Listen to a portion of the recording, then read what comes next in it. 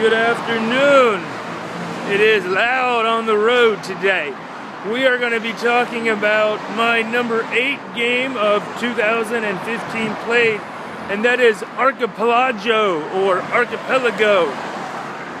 This is a civilization building game, and it definitely has some really nice nuances, or maybe it's not nuance, it's in your face, about colonialization and about natives. So Archipelago is around $60 on Miniature Market. It's a little expensive. It plays 2 to 5, best with 3 or 4, I would say. You are going to get every single dollar worth of game out of your 60 bucks. This game is huge. It expands as you play. Kind of like Zaya Legends of a Drift System, which you may see later on this list. So, you start off as an explorer, and you explore one tile, and then you can either explore with your man or your boat, and explore another tile. And the interesting thing is that you may explore unsuccessfully. I guess that's like getting lost or something. So that's a really cool mechanic. You grab a tile. These are Settlers of Catan-esque tiles, but they're bigger and very, very beautiful. And you either place it or you don't place it with your corresponding landmass that you're on. So it is a worker placement game for the most part. And the really cool thing about Archipelago is there are so many places you can go. You can get more people. You can explore. You can, if you have a lot of area, you maybe have lots of different kinds of resources that you can harvest. Pineapple, wood, meat. And you can't do all of it. That is definitely what this game has in spades. You can't do it all. You must make choices.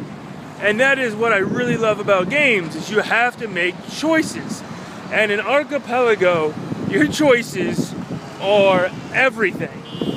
And there is a portion of this game where you are getting or buying or recruiting, I mean, you definitely buy them, nobles or kinds of technologies into your civilization. And kind of like with Belfort, you are in a way making some kind of little engine, or these give you abilities which help out your civilization. So these are the crux of the game. I got to play this game for my birthday with my good friend John Wright. What's up, John? Good luck in grad school. And he was so nice to play with me and another fellow. And I remember John because he crushed us. This is really a Euro-y game. You gotta be thinking 5, 10 moves in advance, or you are just going to flounder and die, like me. And that's exactly what happened. John got some really good people to come, kind of like in Splendor. He was able to get some good people and some good technologies, and he was just doing amazing things at the end of the game. And me and the other guy were just watching in awe. And I didn't even mind getting curb stomped that bad because John was so good at this game, he just made it sing. So let's just back up for a second. So in Archipelago, you have this wheel, or a circle, and that's where you put your guys, your worker placement guys, to do what they're going to do. Now that being said, you have, every time you explore, you have this native track, which basically means you count up all the houses, and that's going to determine how many natives are kind of under European rule, so to speak. And that was one of my students, a nice guy. And if there is ever too many natives compared to the Europeans lose. Ha ha ha. Now, this track is, again, one of the very interesting parts of the game, nuanced or not, and the natives are represented by a black meeple and the Europeans are represented by a white meeple. I decided to remove the black meeple, and when I got some meeples from Meeple Source, I got a Hawaiian girl, and I changed out the black meeple for the Hawaiian girl. So instead, all the white guys, the European guys, got married to the Hawaiian girls, and they just decided to take it easy. Kind of a different look at the game. Anyway, also in this game, everybody is going to have individual goal cards for what you can do to get extra points. But everybody else has a goal card. And a goal card can be something like have the most stones, have the most money, explore the most tiles by the end of the game. And on these goal cards, you'll also have a game end trigger. And this is really freaking cool. You never know when Archipelago is going to end.